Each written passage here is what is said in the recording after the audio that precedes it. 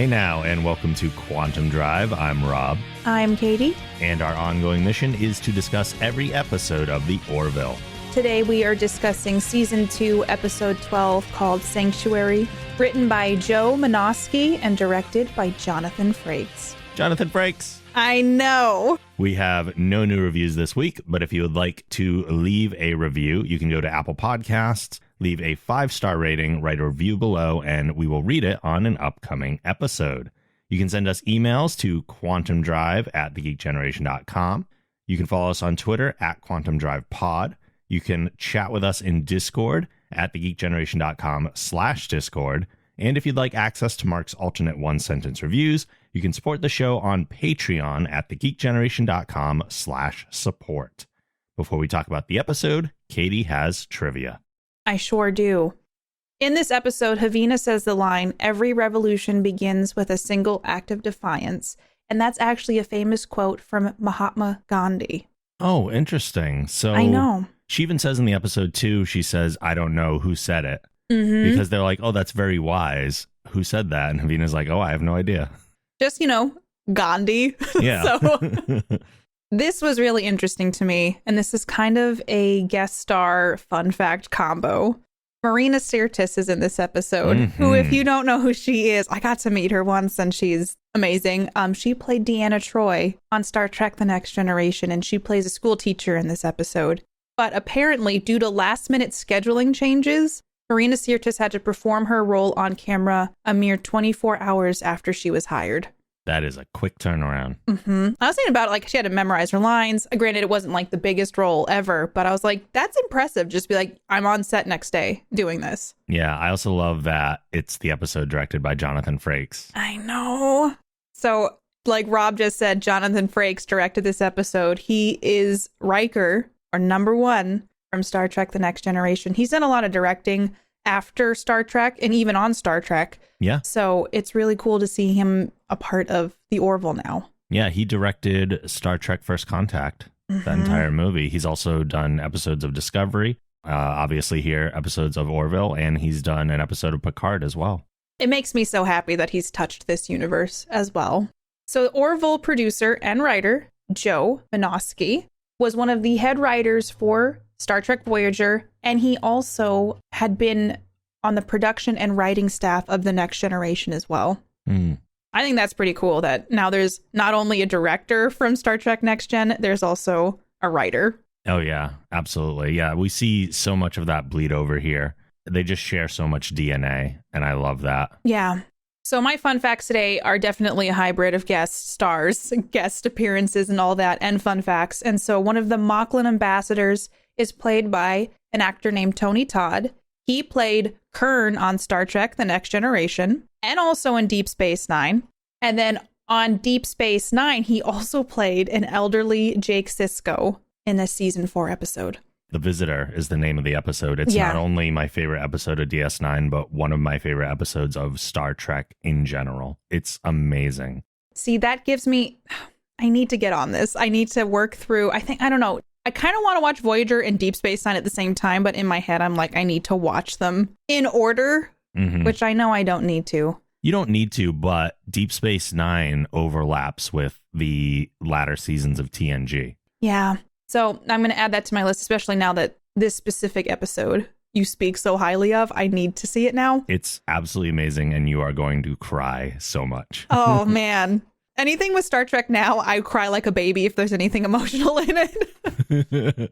That, and you mentioned that he played Kern on TNG, who's actually Worf's brother. Oh, there's just so much nostalgia just in general with Next Gen, and I love that we're even discussing these aspects of the show coinciding with Orville. Yeah. So Havina is back in this episode, and she is played by Rena Owen. And it's just cool to see her back in action in this episode. I was very happy to see Havina return. And then last but not least, F. Murray Abraham plays the chairman of the Planetary Union Council. He was an actor in Star Trek Insurrection, which is one of my favorite Star Trek movies. And he's been in a bunch of other projects such as Scarface, The Good Wife, a personal favorite, Muppets from Space, Homeland, amongst many other things. But he was phenomenal in this episode as well. Yeah, he was great. So that wraps up all my trivia / guest for this episode. Okay. In the briefing room, Mercer, Grayson, and Bortus are taking a call from Admiral Halsey. Following the Kalon attack, they've been ordered to take the Orville to a Moclan station to have the weapons upgraded. Once that's complete, they're to transport a Moclan engineer to another system. The Moclans really did upgrade quite a bit on the Orville, it seemed like. And they were efficient at it. Yeah, when they get the stats from the report following the upgrades and everything, Mercer's just like, whoa, you exceeded our expectations here. And I didn't realize it because it's the beginning of the episode, but it's like foreshadowing for later in this episode when it's like, we are the powerhouse with weapons and look at all this cool stuff that we bring to your table. And I think this was just a show of the Moclans are a very powerful ally. Yeah. With the weapons refit completed, Tala escorts Torin and Korik to their quarters.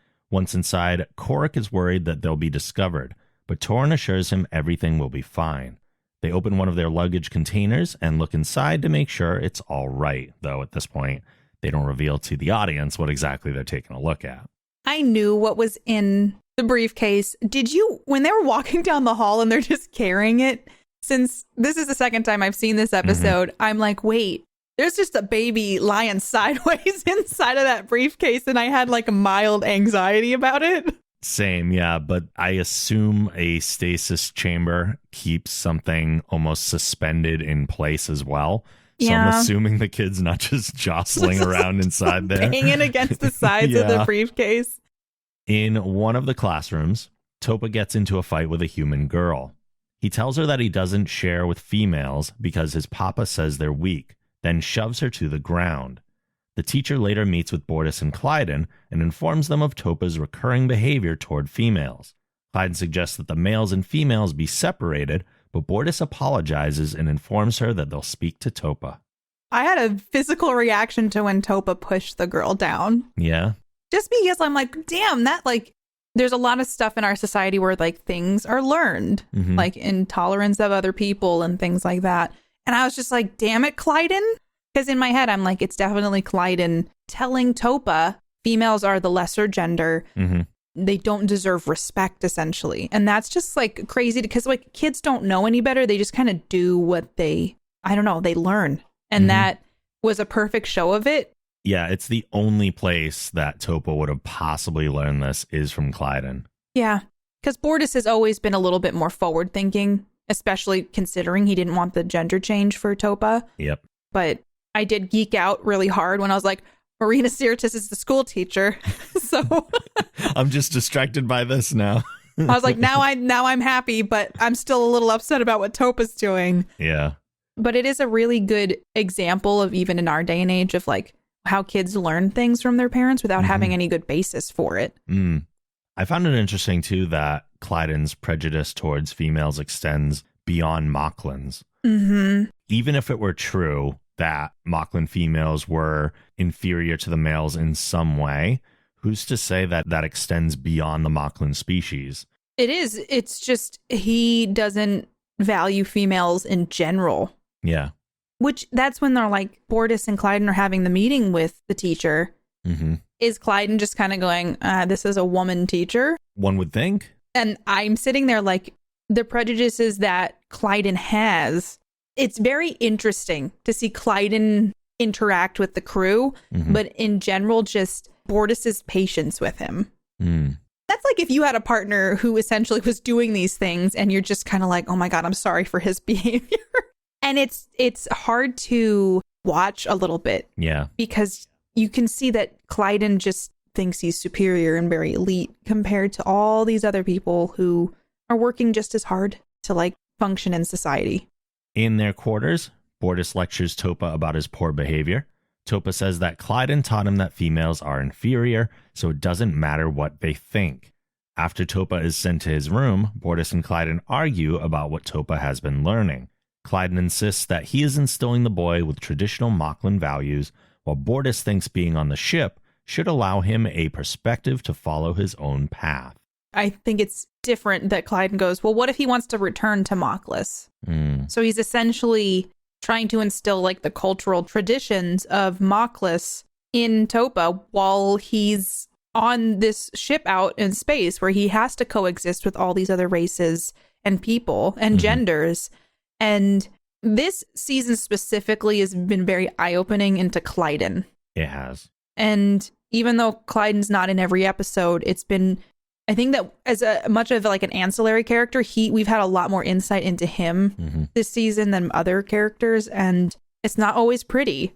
There's even a way to go about instilling those traditional Moclan values while still valuing the females that are on board the ship, because parents teach their kids that certain behaviors are okay in certain places and they're not in other places. Like, if we're going to this place, you can't do this thing like you do it at home because it's not acceptable here. Yeah. So even though Topa only knows being aboard the Orville, he could teach him that someday we might return to Moclans. On Moclans, this is how we treat these people and da-da-da. But here on the Orville, things work differently, and you could have both. Yeah. Not that I'm saying he should be teaching him that females are inferior anywhere, but there is still a way to do it and satisfy both parties. It just demonstrates how narrow-minded Clyden is. It does. And it wasn't the reveal in this episode that Clyden was born female, right? That wasn't revealed in this episode, but it is something that we know. Yeah. It had been revealed, yeah. Yeah, so that was something where I wonder if Clyden just leans into it more because he feels like he has to overcompensate. I would not be surprised. It's kind of like the way Warfax, because he's the only Klingon on board the Enterprise, he's like an extra Klingon. Yeah. When it comes to Klingon honor. plus. Yeah. And he's like super serious, even though most other Klingons all laugh and are more jovial. But he's like super serious about all his Klingon stuff because he feels he has to overcompensate. I think that's very similar to what Clyden's doing here. So in some ways, I do have empathy towards Clyden. But then there's times where I'm like, dude, you are just being rude and just not kind to other beings. Especially ones that he's around all the time. Yeah. And that like are in authority, or it's essentially teaching Topa to not, while he pushed over the little girl, he's having those same thoughts about the teacher, about Commander Grayson, about Dr. Finn, all of these people who are also female. They're going, well, you know, they're just not, it parallels to like racism in our world and people who view others as less than. And it's just not a healthy thing to teach a child, especially someone who is absorbing everything. Agreed. Bortus is called from the bridge to investigate a power drain originating from the visiting Moclans' quarters. When he arrives, he's told that the food synthesizer was modified for increased precision. When he finds no change to the synthesizer, he asks them to open the large container they're transporting. They comply, revealing an infant Moclan girl. This is the moment where you're like, what is Bortus gonna do? And you always root for like, yeah, let him go, let him go. I don't want to get ahead of ourselves, but I was like, why are you bringing Topa here, man? Yeah. You know he's going to tell Clyden. And I was proud of Bortus for being like, I'm going to let this slide because, I mean, he understands. This is what he wanted to do with Topa. I was wondering, too, why Bortus was tasked with this. Was it because he's a Moclan and they want the Moclan to interact with the other Moclans? Because I would think that otherwise this is a security matter and it's Tala's responsibility. Or even engineering in some way. Because the power drain? Yeah. Yeah.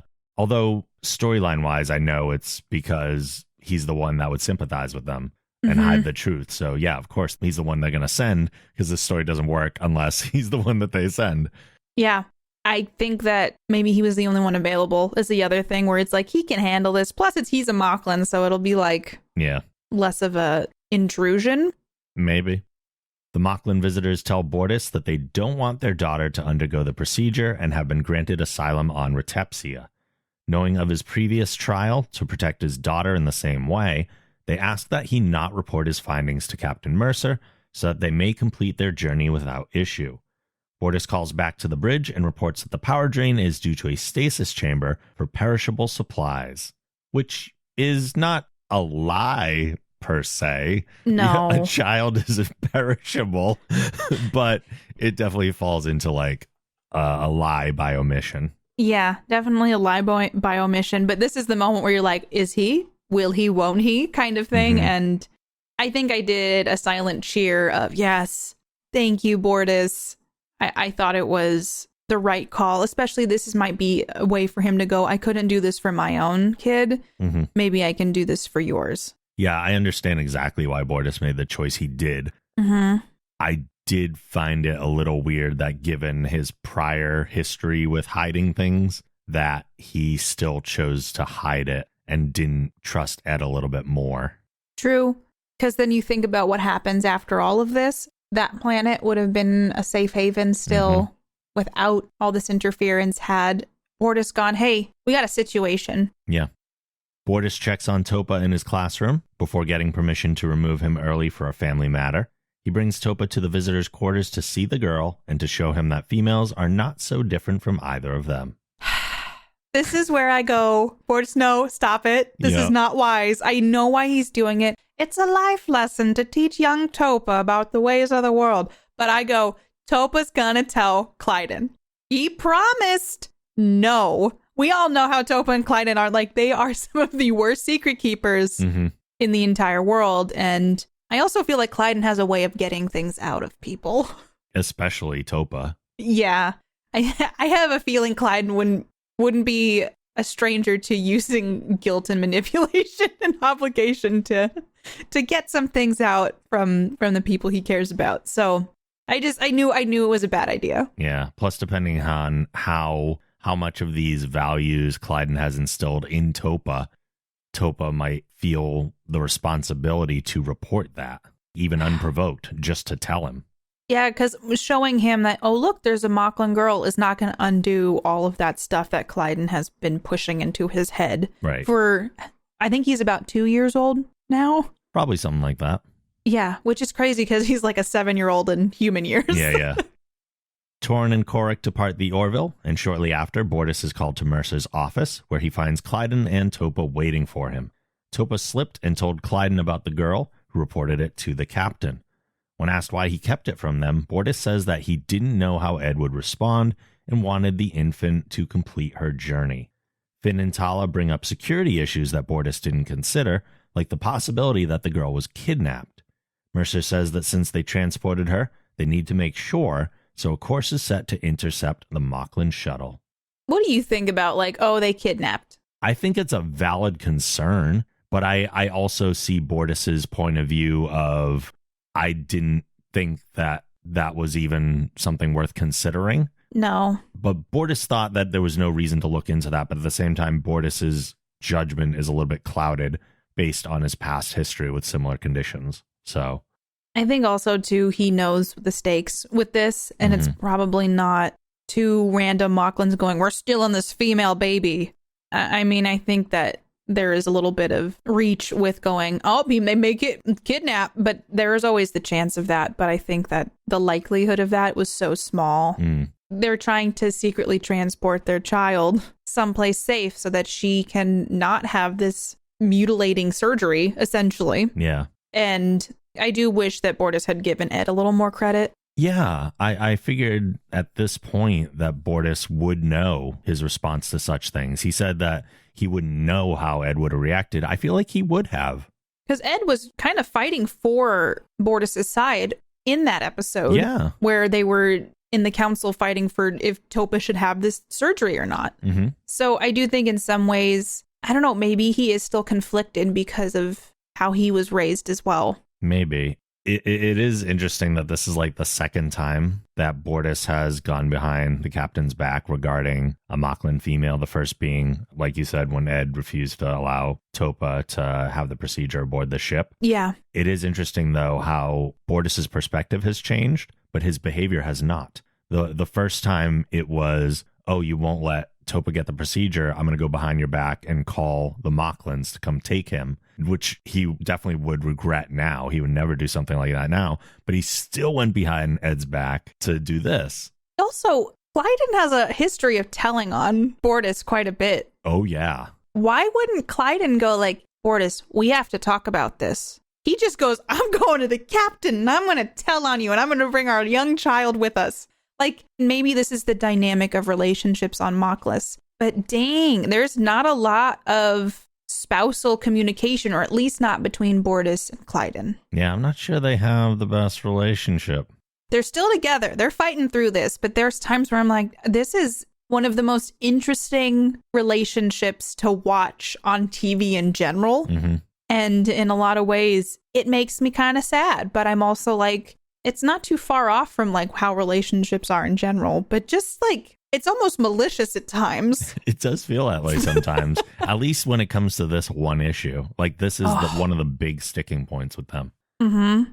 Also, speaking of their relationship, I found it interesting that apparently Topa calls Bortus and Clyden Papa, like no separation. It's not like Papa Bortus and Papa Clyden. That's got to be confusing. I think it is probably. But you know, like when, I mean, obviously Bortus is like, who told you that? And he goes, Papa. Yeah. You're like, I always somehow assume Papa is Clyden more than I assume it's Bortus. And I don't know if it's just because more of the time Bortus is interacting with Topa and he's talking about Clyden as Papa. It's true. Yeah. We only hear him call Bortus Papa once in this episode. Mm-hmm. So there's a bit with this. I feel like, I don't know, it's been really interesting seeing more of, I feel like we've learned a lot about Moclans and especially Bortus and Clyden's relationship this entire season. And do you think from an outsider's perspective, they like the crew is going, oh, there's a lot of issues between them? I would be surprised if they weren't talking about it a little bit. They're probably one of the hot couples to gossip about on the ship. Like, did you hear? Oh, I'm sure. And especially given how much this crew actually gossips, it probably comes up quite a bit. Oh my gosh. While attempting to follow the shuttle, the crew are surprised that it seems to have vanished. After a suggestion from Gordon, Isaac finds the shuttle's masked ion trail, which wasn't headed for Retepsia, but a nebula about 12 light years away. As they arrive at the massive nebula, they find the ion trail leading inside, but scanners are unable to penetrate the exterior. As the Orville enters the nebula, they discover a small star system. They still can't detect the other ship, but the innermost planet appears habitable. Once in orbit, Isaac locates the Moclan ship on the surface, and Tala detects thousands of Moclan life forms. I did think it was interesting, Gordon's way of finding the trail. Mm-hmm. And knowing what we know now, it is kind of sad when you realize they've discovered this safe haven, and it's kind of heartbreaking. Yeah, it was completely accidental. They were trying just to do their due diligence, and they end up revealing this whole hidden society. Do you think it was interesting that Ed was like, we got to find this ship, we got to figure out what's going on, instead of just letting dogs lie? I think he can't let too many things lie at this point. He's gotten in trouble enough times by the Admiralty to where he's trying to cross all the T's and dot all the I's at this point. Yeah, because I feel like in the past, maybe he would have let this slide a little bit. Agreed. So it is interesting because now you're finding this whole civilization of Moclans and obviously unraveling this giant secret. It was beautiful, though, to look at. Again, the nebula is stunning. With space porn, once again, a 10 out of 10. Yep, it really is. Yeah.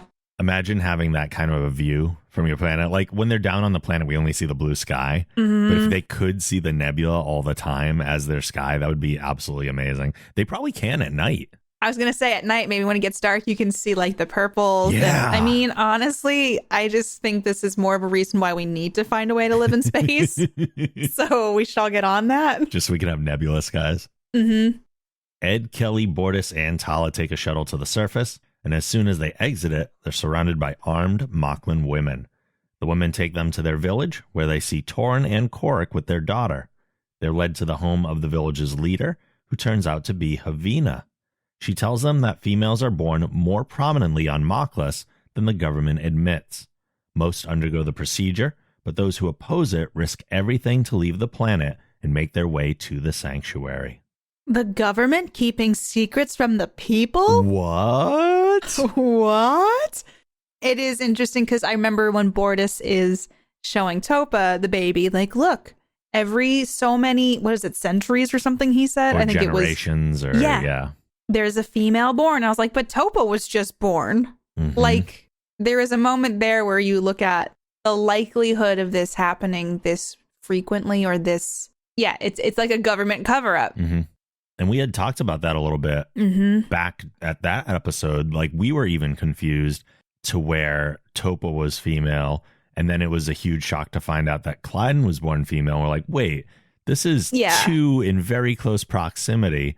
What are the odds of that being the case? This has to be happening more than we're being told. And yeah, here's the answer. Yeah. And, that's their culture. And that it's so shameful to be a female that you are. I'm sure the parents just go, oh, we got to get this taken care of. And they do it hush hush and no one knows.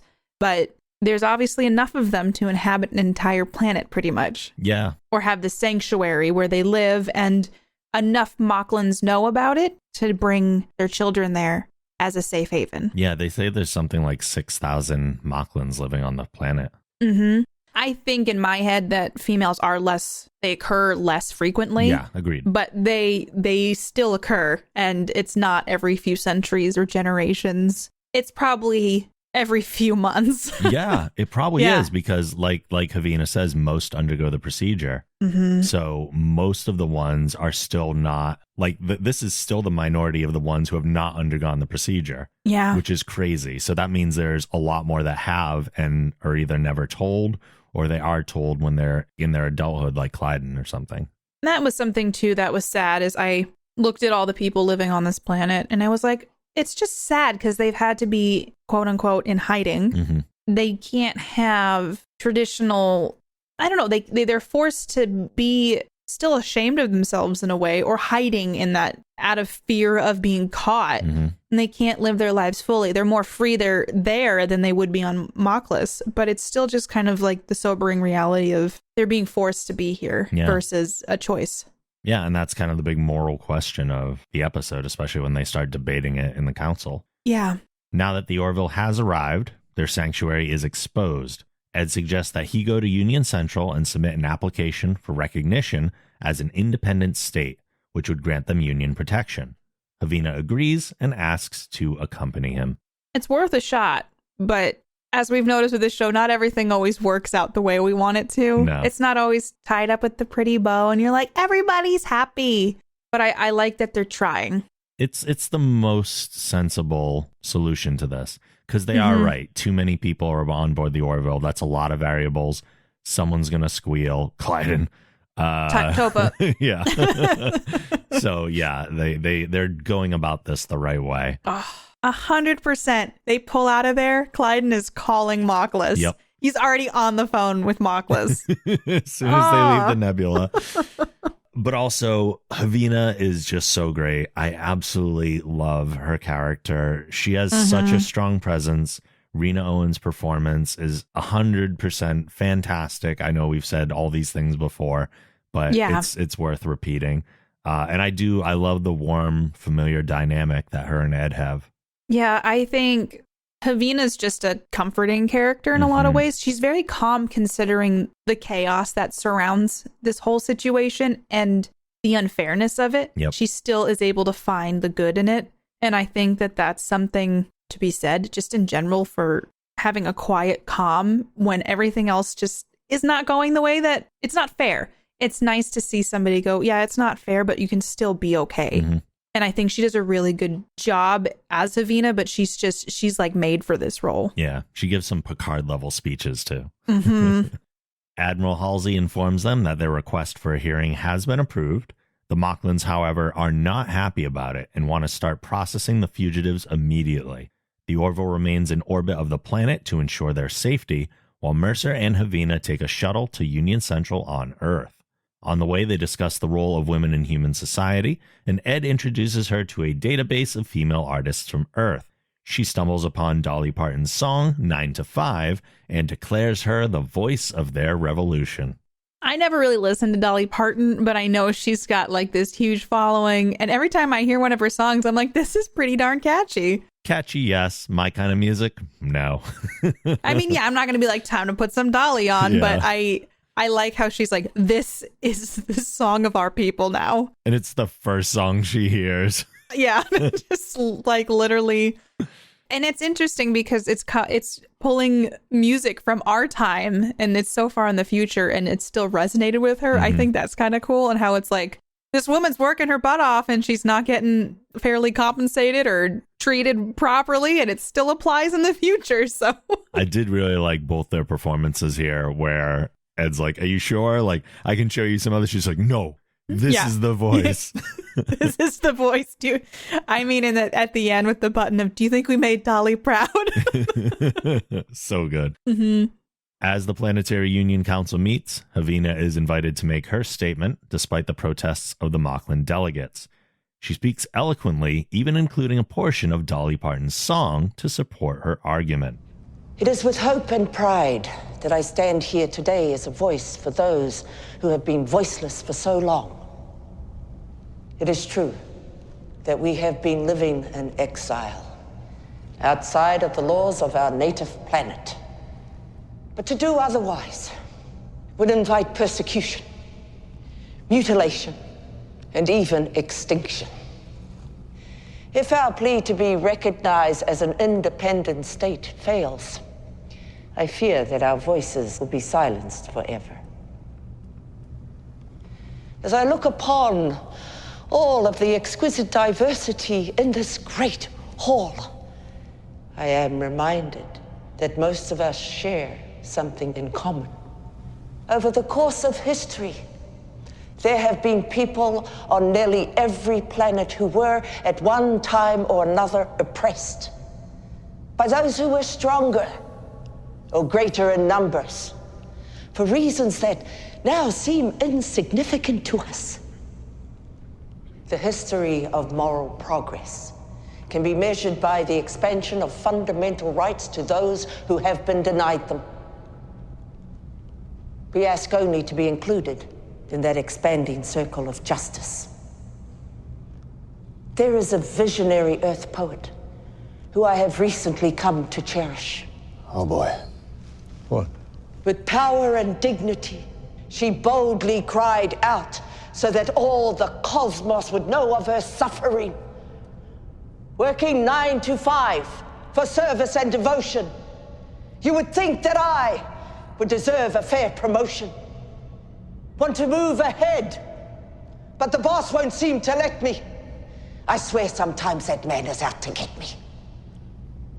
In the spirit of her courage, please hear our voices. Thank you. Following the statement, the Moclan delegates once again interject, saying that if the colony is granted independence, Moclus will renounce its union membership. You know, using threats is a really good way to get your way. Oh, yeah. Super diplomatic to be like, we're going to take our ball and go home. Yeah, especially with stuff where it's like, oh, you help with a lot of the firepower and a lot of it's all politics, but it's crazy how narrow-minded Moclans are. I mean, this is what they do. This is what they know. And especially with politics, there's always corruption with every political realm in the world we live in now and in the universe. And I bet it just gets harder when there's so many more species and races to bring into that web of what we have to figure out. And I mean, Ed makes a point later on saying we shouldn't get all of our weapons from one source. Yeah, you got to diversify that a little bit. Maybe the krill can help you out now. I don't know. We'll see. Yeah, they must have had some weapons on their own when they even formed the Union to begin with. It's not like Moclus supplied all of them from the get-go. But yeah, they might need to start diversifying, especially following this. I think the speech Havina makes is really great. I love seeing all of the other species and races. I knew you would.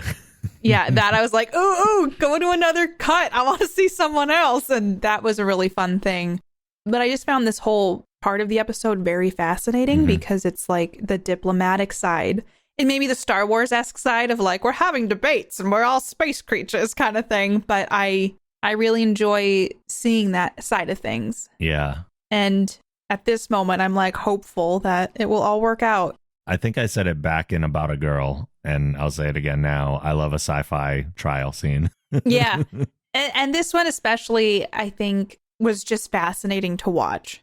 And plus, Havina's got like her quiet calm and her confidence, though, too. Just that she's like, I mean, what do I have to lose by saying my piece? But doing it in a respectful and honestly graceful way is really kind of beautiful to see, especially in such a hostile environment. Yeah, well, maintaining her calm is part of proving her point as well. Like, it's the idea of, it's the Martin Luther King no violence kind of thing. Like, we can't get to their level to prove our point because our point is that we need to be treated with respect. And in order to be treated with respect, we have to treat others with respect and kind of go through the system and respect the process as well. Yeah. The Orville detects a Moclan vessel arriving in orbit of the sanctuary. Grayson speaks with its captain, who says that they're monitoring the colony and will serve justice without interference if the Union does not grant it protection. So a little bit of a, not necessarily a ticking clock in the episode, but just a presence to make everyone feel a little bit more uncomfortable. Yeah. Back at the council meeting, the Moclan delegate Dojin is voicing his statements.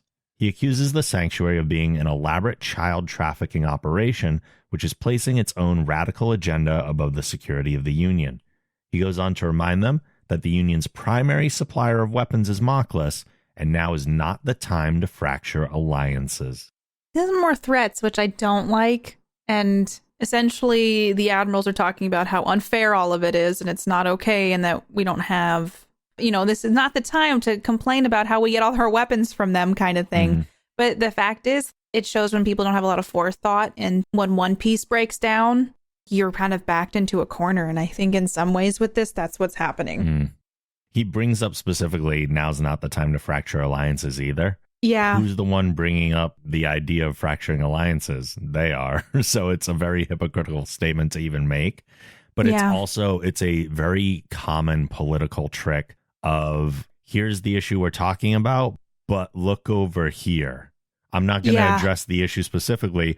I'd rather you look over here because this is the thing that I'm going to use as my argument. And it's something that a lot of politicians do to just avoid talking about what the actual issue is. And it's very deceitful. Yeah. And it does show a lot more about, the sad injustice that politics brings in when you're trying to be diplomatic and trying to please everybody or trying to get your point across and force your way. Yeah.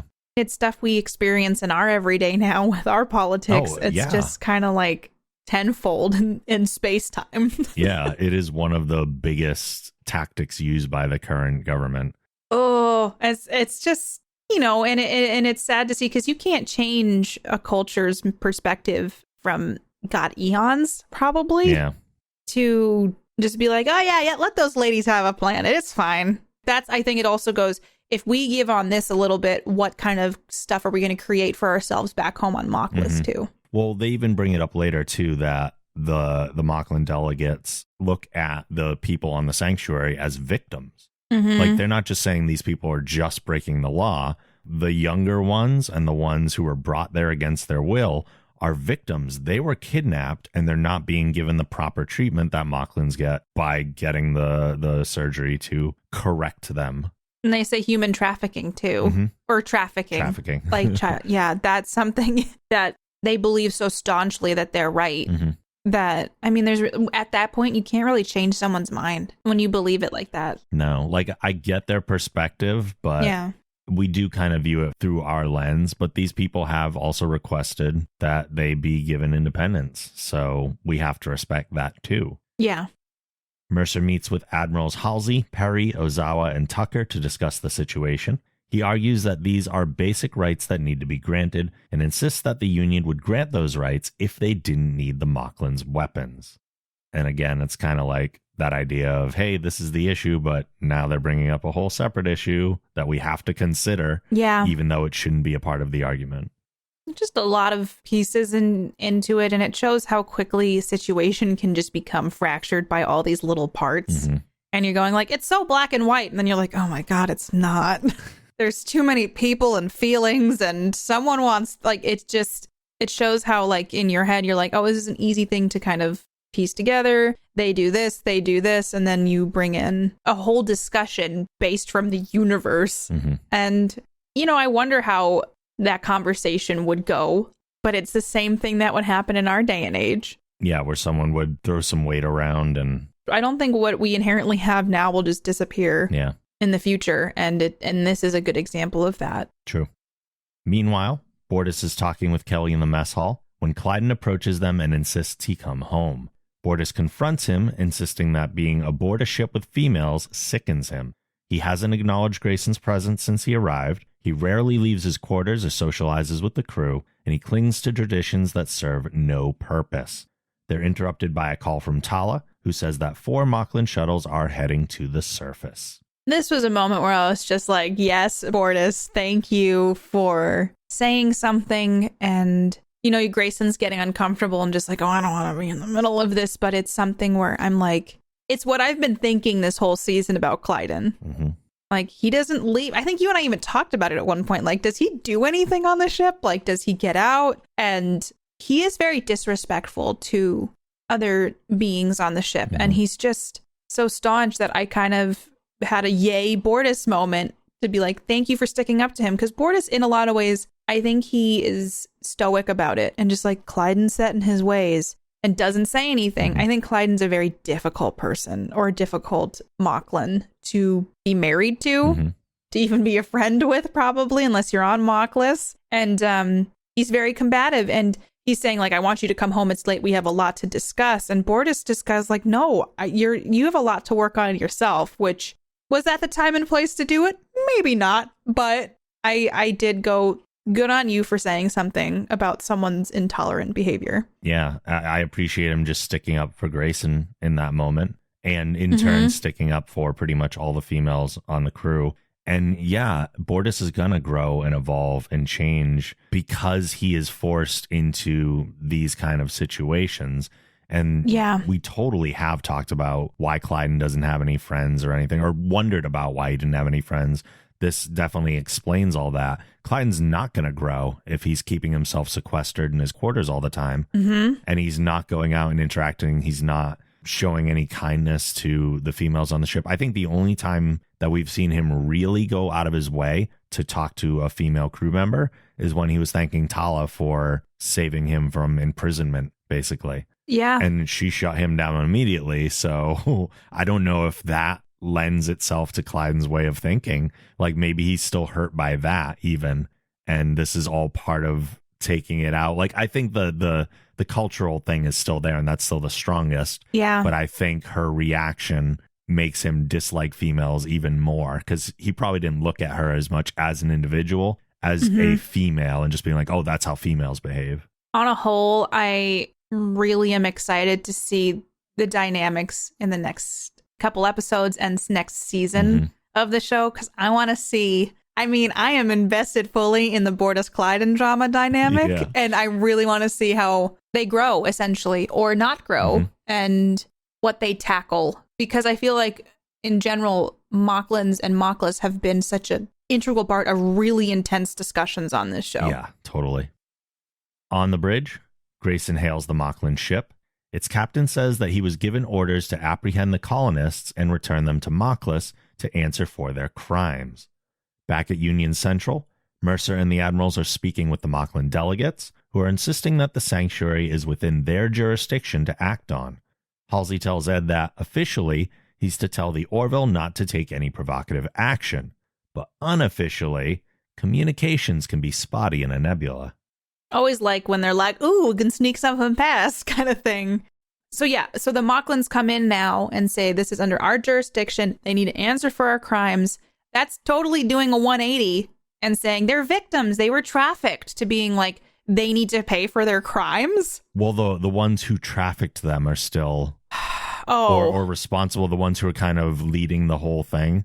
Okay, well, still, I viewed that as, oh no, are they gonna also make like the innocent babies who were brought there and raised there and grew there? Are they also considered these crime makers? So it's something where it goes back to, in the council, they'll say all these things like, oh, they're all victims, and then corrupt governments do corrupt things. Is this like a way to show like, this is our like they were going in without having permission quite yet? Oh yeah, they weren't willing to wait for a diplomatic solution. They were just like, okay, well, we don't know what the answer is, and we're just not going to wait anymore for whatever reason. So here we go. We're going to go take care of this ourselves. Mm-hmm. And in that way, since they were doing that, I think the Union also kind of went, unofficial orders can be allowed because they're not doing what they're supposed to do. Like, sometimes you just try to do the right thing. Yeah, they're breaking the rules to do what they want to do, and we have to make sure that doesn't happen, which means we have to do some unofficial stuff of our own. Yeah. Ed relays the message to Kelly, who takes a shuttle to the surface with Bortus. As they're heading down, the Moclan ship catches them in a tractor beam. Tala gives the order to fire upon their tractor beam emitter, allowing the shuttle to escape. The two ships then begin firing upon one another. So much is going down now. Oh yeah, it just completely erupted. Yeah, there's space battle. There is battle on the surface. It's just battle time everywhere now. Mm-hmm. I did find it interesting how Kelly attempted to go down to the surface by herself. Yeah. Because she knew, and she says, because she knew the decision was a career ender, a possible career ender. Yeah. So she doesn't order anyone to go along with her, but she does let Bortus when he insists on going. And that is a great example of being in command, because we talked about something similar when Alara was in the episode Command Performance, and she ordered the entire crew to defy orders. Didn't ask them who's with me. And we said this specifically, like, she just didn't really go through the proper steps of being like, well, I'm going to do this. If you guys want to come along with me, just know the risk that's behind it. And if you don't want to be involved, you don't have to be involved, but this is what I'm going to do. That's what Kelly's doing here. She's doing all the proper things that someone in command should do. Yeah, and I feel like this season especially, too, Kelly has come into her own in quite a lot of ways with her own confidence and the way that she handles people and situations, too, which I think is actually, this season in general has shown a lot of growth with all the characters. Definitely. And I've really enjoyed that. On the surface, the Moclan males are dragging the colonists out of their homes. Grayson and Bortus arrive and insist the males stand down, and a battle ensues when they refuse. As the Orville deflectors are taking damage, Gordon suggests taking them out of orbit and into the nebula to confuse the Moclan ship's targeting sensors. Is this when the Dolly Parton song plays again? It sure is. Yeah, I did like that. I mean, the choreography of the fight scenes are pretty cool. I always enjoy that because I know how much work goes into that. And just to see, I mean, essentially Bortus and Kelly kicking some butt and taking names. And then I like the mashup of showing what was happening in orbit as well. And I think it does make me sad a little bit because I'm like, it's the Moclans. Like, why can't we all just get along? And because Bortus is one of, if not my favorite character on the show. And so for me, I'm like, man, I just want everybody to be happy. But I do feel like it creates a lot of conflict and drama that really does push out some of, like, I think our best conversations too. I agree, yeah. And so, yeah, I think once again, the special effects group did an amazing job with all of this. And I really enjoyed the montage of Dolly over it. I like the tone of what they're going for with the song playing over it. I just don't like that song. So yeah, if there were another song that were just as catchy, then I would probably like it more. I still like it. It's fine. I just don't really care for that song. That's just personal preference. Yeah, I feel like in this specific episode too, it took the stakes down a little bit, which for me was okay because I was like, the stakes are already pretty high. Yeah, no, I was fine with that. But it kind of helped alleviate being like, it's not so dangerous. They're just working 9 to 5. And so that was actually really nice. And I enjoyed the juxtaposition of tone there so that it wasn't like, oh my gosh, everyone's getting murdered. And it's also the idea that Havina says this is the voice of their revolution and this is where the revolution is starting. So of course the song has to play. So it all makes perfect sense. Yeah, I thought it was a really nice button that they did. I really like, too, the way that the camera was whipping around the bridge in a similar way that the ship was whipping through space. It's just a great visual way to keep the momentum going through the scene. Yeah. Instead of having like all this swooping action of a ship and then cutting to like a static or even just a tilted static shot would have looked weird. But the fact that the motion kind of repeats it is a really nice touch. It was very fluid, especially jumping back from the planet. Yeah. I think it all kind of flowed together with movement, which is very hard to do. It is. Thank you, Jonathan Frakes. I mean, honestly, the fact that Riker directed this episode, I shouldn't say that. Jonathan Frakes, aka Riker #1, directed this show. It's just a wonderful thing to think about occasionally as you watch it. Yep. And if you're as much of a Trek fan that I am, I'm like, oh, I just fangirl a little bit about it. As the council continues to deliberate, Dojin suggests that the Krill would likely align with Moclans instead of the Union should they split. Ed insists that none of them would survive without the others, and that little undetectable planet might be the last remaining Moclans should the Kaylon win. Admiral Halsey proposes new terms. The Union agrees not to recognize the sovereignty of the sanctuary at this time, and the colonists agree to end their trafficking network immediately. In exchange, The Moclan government agrees to leave the sanctuary and its colonists in peace. I wonder if this is going to come back at some point. I hope so. Yeah, because I don't know. There's a lot of things my brain does where I'm like, are they going to still bring babies here? And then will Moclans check on them? And like, it's going to cause issues, I think. But at least there is almost a ceasefire kind of agreement reached at a very pivotal time where people are getting screwed up on the planet and in orbit. So I guess it couldn't come at a better time. But I don't think this will be the last we hear of this. Probably not. No. Also, do you think the Moclans' argument is that the Krill would align with the Moclans should they have a split with the Union? Do you think that is actually the case? Could be reaching, could be one of those political grabs where it's like, we talk to the Krill a lot more than you guys do, but it could just be like another empty threat. Or it could mean maybe there is like some sort of scuttlebutt of the Krill and the Moclans work together sometimes. But the Krill seem very much like nobody else beside Avis is our god, not yours. Like, we're the elite. I kind of have a hard time believing that Krill work with anybody. Yeah, I think the Moclans are just saying what they hope would happen. I don't think there's any basis behind it. I even think that the promise of more firepower would definitely be important to the Krill, but they believe that they're in an alliance created by Avis with the Union. Yeah. And I think that supersedes any like promise of more firepower. Because that captain was like, oh, Avis has brought us together. Or not the captain, but the Krill delegates says something along the lines of Avis has brought us together in this kind of collaboration for a reason.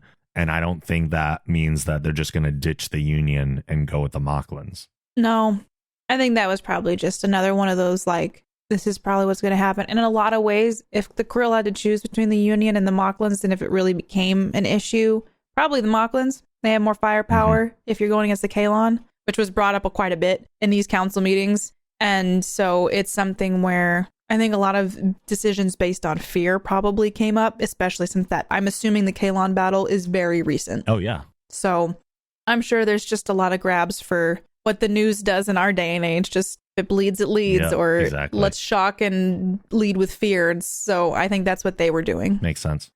With the proposed terms agreed upon, the combat on the sanctuary comes to an end. Ed apologizes to Havina for everything that's happened, but she insists that while they did not get the outcome they desired, they did not fail either. The colonists remain free to live their lives as they wish. The revolution has begun, and in time, they will rise, one small victory at a time. Bortus visits the classroom again to check on Topa and sees him playing with the girl, which brings a smile to his face. I need some big Havina energy in my life. Don't we all? I mean, yeah, the fact that she can just look at the bright side in almost all situations just is honestly awe-inspiring. And I really like the ending of this because first Bortus was smiling, and that makes me happy because he does not smile. He doesn't. And it was all based on the fact that Topa was being a decent being to his peers and another female. And I thought that was a really nice thing because I was like, that means Topa did learn something throughout this. And sometimes the first step in those situations is with one person to change that. And that's why I'm so curious to see what's going to happen with Clyden and Bortus in the future. Same.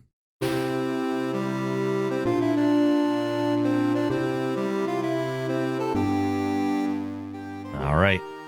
What is your big takeaway from this episode? There was a lot in this episode. But honestly, it was really nice to see Havina again. And like I said, I would love to adopt some of her philosophy and the way that she handles life into my own life. And I feel like it just brings up this episode specifically brings up a lot of questions where I sit and I like philosophically try to figure out like, what are the ways that I would like to see this work out? And how did the show discuss how it worked out? And I feel like it actually asks a lot of really big questions. Like I said, a lot of the episodes we've watched with Moclans and Moclans, I feel like have brought up bigger issues or questions that are a lot deeper than just like, did he sleep with Derulio kind of thing? Yeah. So, which those are wonderful episodes as well. But I appreciate that there's more to dive into and unpack with this. And I really found myself enjoying this episode more than I remembered. I think I was like, oh, that was the episode where they find the planet with the Moclan women on it. And then as we were rewatching it, I was like, oh, this is a really good episode. And it flows well. It asks a lot of really good questions. And it focuses, like, Bortus is, I'm going to say, he's my favorite character. I think we've arrived at this now. And I really enjoyed the ending because it made my heart happy to see him smiling and that he felt he made a difference on something important. Mm-hmm. Like, it wasn't just Topa's playing with some kids. It was because Topa was playing with another girl. Mm-hmm. And I am a girl. Spoiler alert. Maybe that. Also, I identify with this episode going like, there is a respect for women that is being asked in this. And I really appreciate that discussion too. So I think this one is probably higher up there for me. What was your takeaway, Rob? I agree with you. I think this is a really great episode in so many different ways. A lot of things you said. It's also kind of about a girl part 2. Yeah. Like the follow-up, the sequel. Yeah. I appreciate that given how much things felt a little bit unresolved. This one kind of picks up the ball and continues down that path. And we get some of the answers we were looking for here. Yeah. Like you could watch those episodes back to back. And I bet, and I'm actually curious to do that now. I think it would be pretty satisfying to do that. Yeah. I was very happy to see Havina again, just like you were, because like I said before, she's a great character backed by a wonderful performance. And I would absolutely love to see her back for an episode next season. Fingers crossed. I'm very curious what's going to happen with Bortus and Clyden, just like you are. Despite his earlier declaration of loyalty to him that he kind of said in About a Girl, it seems as though things are coming to a head. Like Bortus is evolving. Clyden is stuck in his old ways of thinking. And I don't know how they can remain together with such huge ideological differences.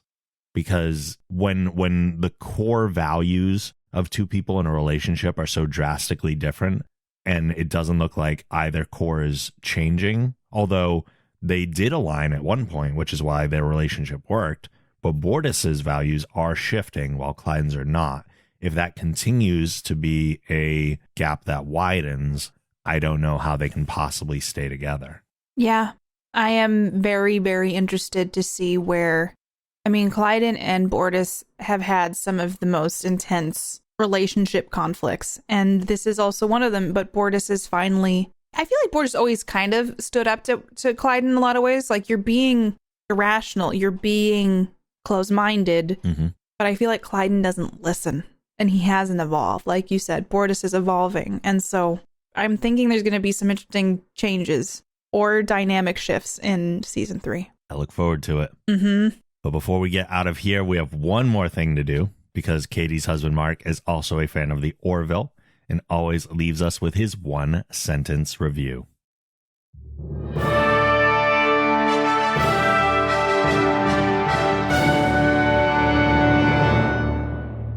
Other alien races in the Planetary Union: blue hair undercuts, fashion week fish, rhinoplasties, goiter bloats, no country for old cat men, fancy wig grumpy gals, hellraisers, and of course, the Dans. Quantum Drive is a production of The Geek Generation. If you like this show, be sure to check out our other podcasts on the Geek Generation Network at thegeekgeneration.com. If you'd like to support the show and get access to exclusive bonus podcasts along with other perks, you can visit our Patreon campaign at thegeekgeneration.com/support. You can follow Quantum Drive on Twitter at Quantum Drive Pod and me at TheRobLogan. You can follow me on Twitter at PlayKatiePlay and on Twitch at Katie Peters Plays, and Katie is spelled Katie. Please rate the show and write a review on Apple Podcasts. If you do, we may read your review on an upcoming episode. Finally, questions and comments can be sent to quantumdrive@thegeekgeneration.com. We're out of here for now, but we'll see you soon in the future.